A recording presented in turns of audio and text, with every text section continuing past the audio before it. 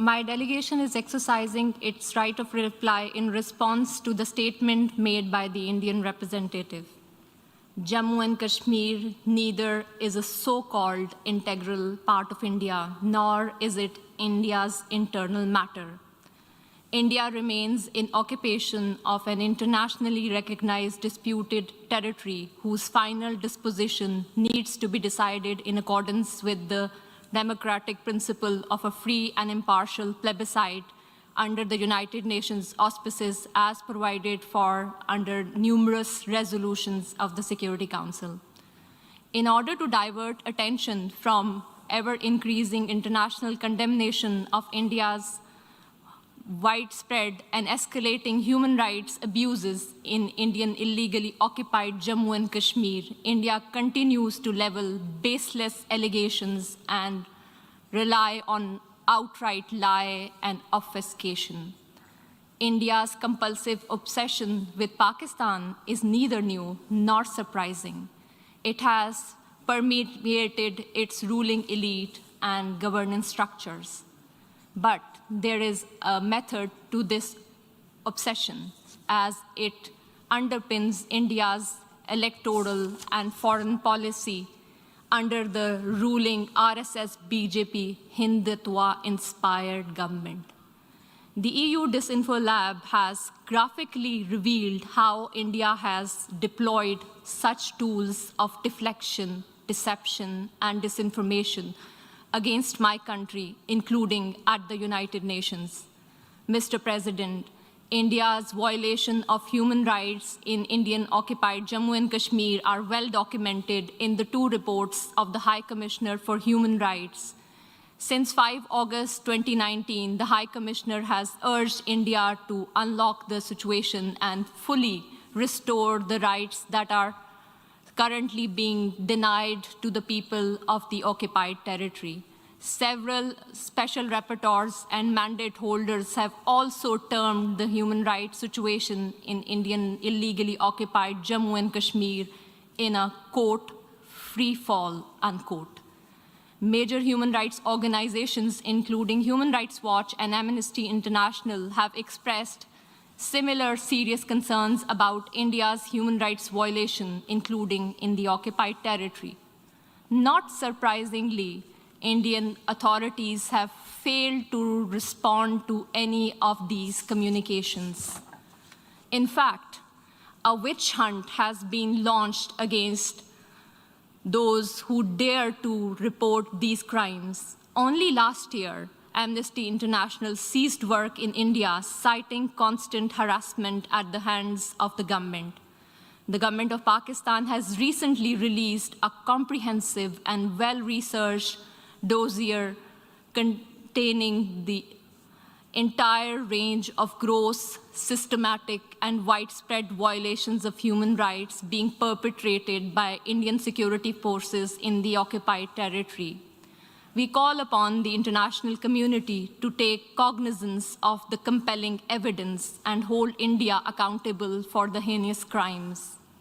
If India has nothing to hide, it must accept a United Nations Commission of Inquiry and agree to implement the Security Council resolutions stipulating a plebiscite to enable the people of Jammu and Kashmir to exercise their right to self-determination. Mr. President, as for India's use of the canard of terrorism, regurgitating stale arguments that are typical of all occupiers, let me emphasize that India itself is the principal perpetrator, sponsor, financer, and abettor of terrorism in the region. Today, India is involved in at least 4 different types of terrorism.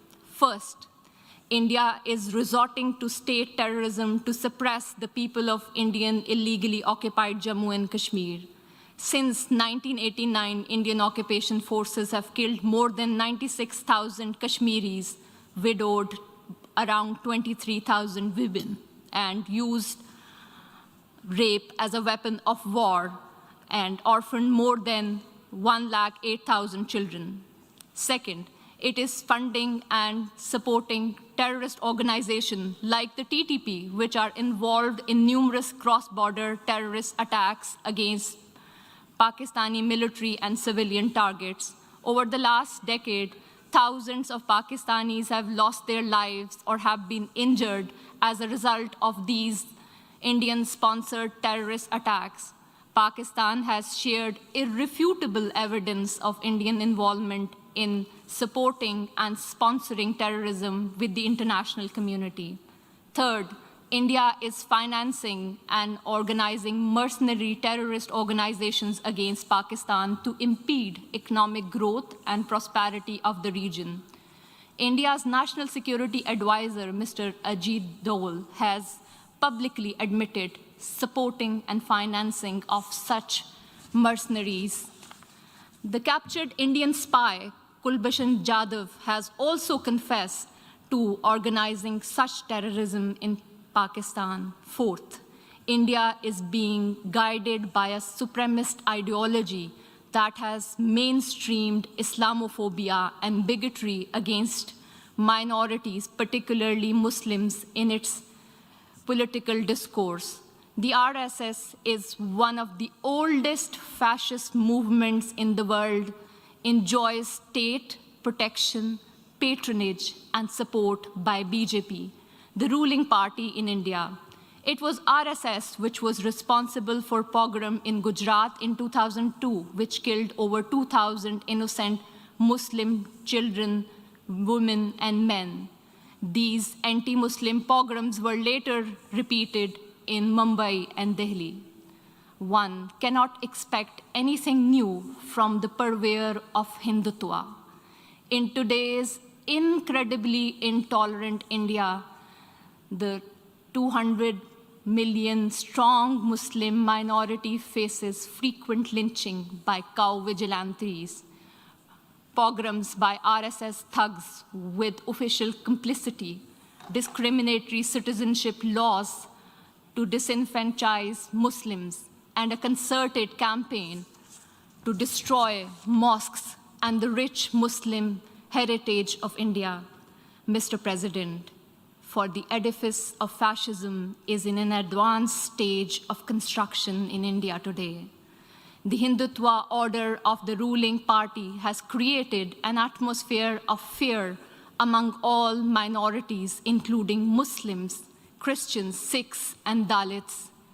The Indian delegation would do well to reflect on the deeply troubling trajectory their state is embarked upon, rather than indulging in patent falsehood about Pakistan. India must realize that it has continuously and miserably failed to suppress Kashmiris living under its occupation from demanding their inalienable right to self-determination. I thank you. Je remercie l'honorable. I thank the distinguished representative of Pakistan.